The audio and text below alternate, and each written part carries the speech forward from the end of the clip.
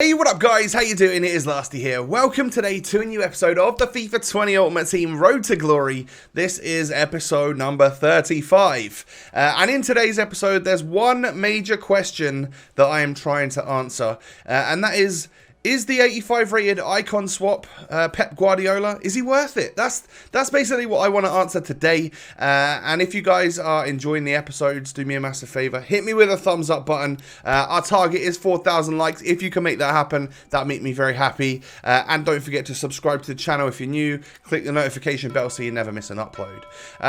So yeah, in order to actually figure out if Guardiola's worth it, we're going to need to play him in a bunch of games. So I think after today's episode is done, I will have had like 13 games played with him or something. So a fairly comprehensive, like decent amount of games to see how he's doing. Now, we're starting the episode off by making that change that I did mention in yesterday's video. Is that I think I actually did make a mistake when I went out and purchased Sergio Ramos back again. There's just something about Eder Militao, man. He's just unbelievable. And of course, because we now have an icon in that centre mid spot in the 4-5-1, how we start, we don't need to get a strong link to Eder Militao. So actually, Marcelo can be sold if I want to. I'm going to stick him on the bench for now because I don't desperately need the coins. But I have purchased myself an Alexandro, who a lot of people are saying is very, very good. And that was a lot of the recommendations in the comments section when we first went down this route of getting Neymar and needing a Brazilian left back. But we could have never made it happen because of chemistry before now, up until now anyway. So Alexandro's coming in. He is very cheap compared to Marcelo. He's literally like 7,000 coins with an anchor chemistry style applied. So I've gone ahead and got him. I want to test out how good he is. Obviously I want to just get it in my head again to see how good Eder Militao is, and then obviously our main test today is to see how good we can do in Rivals and get a good idea of whether or not Pep Guardiola is worth 8 of your tokens, because I guess there's some of you that are still unsure of what to do, and maybe a bit, I've chosen Pep today, or I chose him in the last episode because I wanted an icon nice and early, and I think he'll be pretty good for our midfield, and that's what I would just hope anyway. I just hope he's going to be good.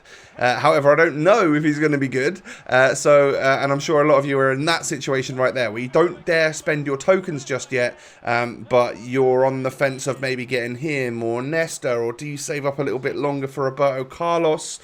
Do you save your tokens for into the next season and get like someone different, like Rio Ferdinand or Gerrard, or are you going for Drogba? I am curious as to what your plans are, but I do hope to just give you a little bit of an idea of what I found with Pep today from using him for 12 or 13 games. So basically, I'm playing the 4-4-2. I started, actually, I think this is like my first game of the day, and I did start it in the 4-2-3-1. I wanted to see whether or not I could get used to that formation, and for some reason, I just can't. There's just something about it. I only got half decent result in that game because I switched to the 4-4-2.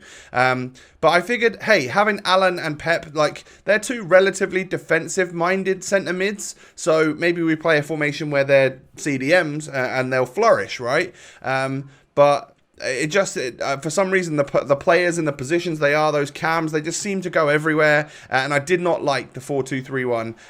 It seemed like Pep would push up too much, and then Ousmane Dembele would be in the CDM role. I don't know what was going on, but speaking of the main man, he actually does pop up with a goal in this game right here. I mean, it is the weirdest of tap-ins, and there's not really any point to him being there, but he was the one to make the difference in this game. I literally won it 1-0 to a Pep Guardiola goal, so I never ever really want him to score goals. That is not what he is in the team to do.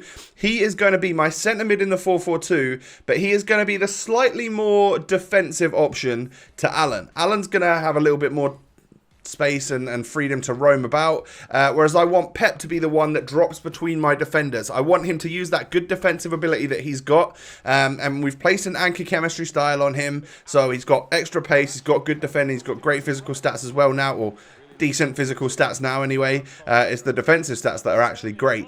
So that's exactly what I want from him. I need him to just drop in between those defenders and help out those centre-backs where possible, because we have got Lenglet and we, of course, have now got Eder Militao. We don't have Sergio Ramos anymore. However, I actually don't think that's a downgrade. I genuinely don't. From what I've been playing in these games, Militao he's a freak. He really is. He's so good on this game that I highly recommend him. If you are someone which has got like Varane or Ramos, genuinely give Militao a try as well as them if you can, because he seems pretty crazy to me. It's like he's got broken stats or something. But this game right here ended up being like a 2-1 rage quit victory. We come away with a win after 2 kind of chip goals from Neymar. But there's not really many clips. Like, I don't have any specific clips of Guardiola in here for you, like making tackles and stuff. You get it. He's going to make a tackle every now and again. But what I would say is that there is a particular area of his game which really lets him down, and it is the actual dribbling stat. So, you know, whatever the stats are within dribbling, agility, balance, all of that, they're all right to me. It is the actual dribbling stat. He doesn't feel very good on the ball whatsoever. He's got like 68 dribbling. However, his ball control's good, his vision's good, whatever, you know, all of that stuff. Agility, balance is fine. But it is just that actual dribbling, being on the ball himself. He's not that great on the ball. And I found it to be pretty noticeable. And there were times where I would receive the ball in, take a good first touch, but then trying to get that ball out of my feet and move it around before I can spread the play. Sometimes the more aggressive opponents that I came up against would take that ball off me, and I would lose possession because of that. Now, that's obviously not something you want to do. Alan, on the other hand, who's someone, you know, he's the same rating as Pep. He's actually got some better stats than Pep, and he might actually be a little bit better than Pep. But, you know, what you get with a midfielder icon is obviously ability to link players easier. You get that chemistry. In the 4-5-1, it literally splits off and gives you the ability to have different cams from different leagues, different centre-backs from different leagues. And so it's a pretty versatile thing to have, a midfielder icon. So, overall, I've been pretty happy with him so far. I genuinely have been pretty happy with him and Alan in midfield. I think they do good work, and Pep, especially when he drops between those defenders, and his interception play seems to be one of the best parts about him. Like, for someone which doesn't have a great amount of pace, you know, we've got him over the 80 pace mark with the Anchor Chem style, should anyone actually think that they work. I don't know whether they work or not. I don't ever really feel much of a difference. It might just be a placebo thing. I don't know, but it just feels like they don't necessarily make a huge amount of difference, to me anyway. But yeah, like, he does feel like he's a pretty nippy player, and he intercepts the ball so very well. Like, he cuts those passing lanes out incredibly well, and that's kind of what I really wanted from him. And I think he would be definitely best placed as an actual CDM. So any of you guys that play the 4-1-2-1-2, any of you guys that play the 4-2-3-1, the 4-2-2-2, as a CDM there, if you get someone next to him that is either a little bit taller or a little bit more of a ball player, someone that can dribble a little bit better, I think you'll have a good combo there. So that would be my ideal situation. It does make me think about whether or not we need Alan anymore, because we could go for someone that is just a little bit more versatile in midfield. Like, Alan's amazing as a slightly more defensive-sided midfielder as well. But maybe we don't need to change him, you know. Like, having those two players help out in the midfield, cutting out the balls, intercepting a lot. And then I've got that outlet, haven't I? I've got, like, Insigne and Dembele on the wings. And then I've got Mertens and Neymar up front. I don't know why I would need someone to be a little bit more of a ball player in the middle. What I really do need is just the help with the defensive situation. So, yeah, I won't change anything with regards to Alan and stuff just yet. Anyway, I kind of need him for the Neymar chem anyway, right? But yeah, I mean, you're seeing all the gameplay that we've got going on in the background here. I had one of the longer sessions that I've had on FIFA. Like, generally, I don't play like that many games in a row. You know, even in the weekend league, the most I'll ever really play is about 10 in a row, and we've done that. We've done at least that today. Now, there are a couple games here and there that I rage quit simply because I was a few goals down. This was the Wednesday night, by the way, just before the rewards in the next day. You'll see my rewards tomorrow. Don't worry about that. But yeah, like the thing about Wednesday night is that you're kind of just trying to rack up your points to make sure that you are safe in whatever rank you are. With the latest patch, you can now see what the rank below and the rank above and stuff. You can actually see what their rank number actually is. So you get a better idea of how you're going to finish and how far ahead you are, or how much you've got to catch up and all of that stuff. So that's pretty good. But I'm going to hit rank 1 in this video, but I'm never going to stay there. There's no way. Like, I hit rank 1 and I got about 1,000 points above rank 1. And I'd played about 12 or 13 games in the episode. So it was just like getting late. I couldn't play literally anymore. And I genuinely think that when you hit rank 1 with about 12 hours to go, you sometimes really need to get like another 4,000 points or something. And you know how long that can take, right? That can be like 4 wins. 4 5-0 wins will get you like nearly 4,000 points. But if you end up having difficult games, draws, losses, you know how many games that's going to take, right? So it's just... yeah, and I've actually managed to keep my skill rating at a fairly decent number. For me, anyway. Like, my skill rating is, as you can see here, with this win, we're at 1,400 again. So we really do hover between 1,300 and 1,450. That seems to be where I'm at right now. And it all depends on, like, if I have a little bad run of games. Sometimes I just get unfortunate matchmaking against people that are... better than me, and you lose like 4 or 5 on the trot, and well, you go all the way down from 1,450 to 1,300 again. But I think that I might have got to the point where I feel like this is my level, whereas in previous weeks it felt like I was slightly above my level. So maybe the rivals ranks are starting to just actually work themselves out as we get, 3 or 4 weeks into the FIFA 20 cycle. This game right here, I end up going 1-0 up. I've scored quite a lot of chip goals today, and it is Dries Mertens, who I'm starting to really love as well. Him and Neymar as my strikers are working a treat. Like, I love their dribbling. I'm trying to get used to the LB dribbling, the left stick dribbling. Like, I'm trying to get used to that, and it's working fairly well. The one thing I can't seem to do is really pull away from defenders. The amount of times I receive the ball into Neymar, scoop it really quickly around the defender, and then long touch it and get away from that centre back. I do that like multiple times a game, but the amount of times that the defender then catches me up is unreal. I don't know what's going on, but I thought the idea of this game is once you burnt someone for pace that they were done. You're going to be clean through on goal. Doesn't necessarily seem to be the case for me right now. And Pep Guardiola made a massive mistake for me in that game right there. If you want to see the 1 or 2 Pep clips that we've got from this game, 1, he scored a goal, and then 2, I made a terrible pass, which literally led to my opponent getting a very late winner. And that sucks, that was really... I mean, it's my fault for pressing the buttons at the end of the day, but the player that was in control was my icon, Pep Guardiola. So, I think I made the right decision. I think I've made the right decision for my team, because especially now that we've brought in Alex Telles, Alex Telles, he seems brilliant. I really, really like him as a left back, and I'm much more happy with Eder Militao. So, not having to or getting Roberto Carlos right away, I'm not too bothered about it. I can wait another month now and until that happens. Like, I'm totally fine to do that. Or should we decide to carry on getting this month's tokens, which I will do probably off camera, and then next month there'll be another 12 tokens for us, or next season there'll be another 12 tokens for us.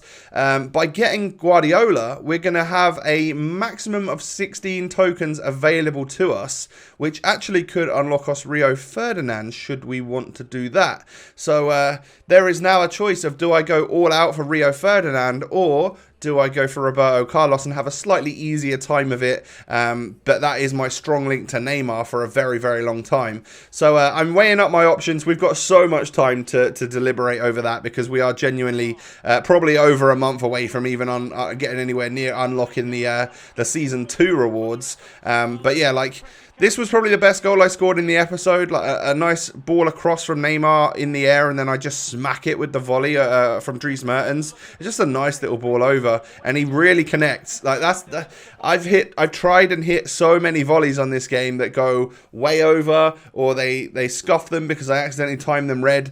But that volley right there was just it was just nicely planted into the roof of the net or the back of the net, and it was nice. And that got us a quick rage quit, and actually that got us to 2,000 2,000 points. So this is one of the reasons why I played so many games on the Wednesday night, is because I wanted to get up to 2,000 like division rivals points, unlock the weekend league, which is what we're going to do about now, and we ended on 26,870 skill points, rank points, whatever you want to call it. That's pretty good. Like, that is going to be rank 2. There's no way that's going to stay at rank 1. But yeah, the idea was to unlock the weekend league so that when we get our rewards in tomorrow's episode, what we'll end up doing is having a 2,000 point buffer, and that's quite useful. You know, it's quite useful if I ever need to go away for the weekend for an event or do something like that where I can't play the weekend league, but or let's say one weekend it goes absolutely terribly and I just decide to not play it. I play like 3 games, it's going horribly and I hate it, or I go 0-8 or something,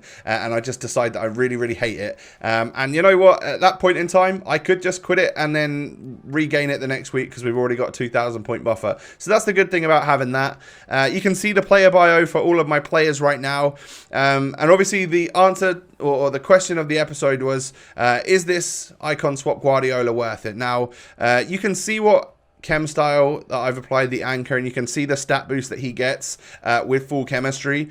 I personally have been really enjoying him as a second centre midfielder alongside Alan, but someone that I want to sit back a little bit more of a CDM than a CM. And I think that if you are someone which is struggling and maybe you've got your 8 tokens right now, the best thing that I can say to you is to keep grinding. You know, unless you're desperate to unlock him for the weekend league, keep grinding and get your 12 tokens and then make your decision, you know. After, sometimes you can just rush into it because you've got the tokens and there's that player that you kind of want.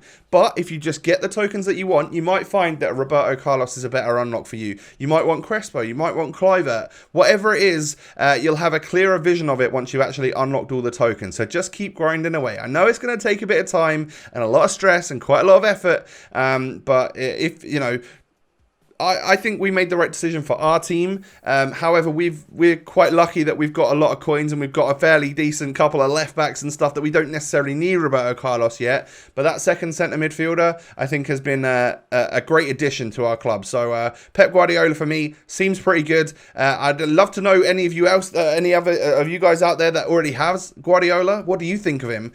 Because this doesn't need to just be my opinion. We can get a comment section discussion going, and you guys can let me know whether you love him, whether you hate him. I'd be curious to know. And whilst you're down there, do me a massive favor, hit that thumbs up button on today's episode. Let's go for 4,000 likes. Rewards in tomorrow's video, and of course don't forget to follow me on Twitter, Instagram. The links are down below. You can sub to the channel, turn the notification bell on, all of that stuff that I tell you all the time. I'm sure a lot of you have done it by now. But yeah, most importantly, I hope you all have a wonderful day. I'll catch you tomorrow with a new video. Peace.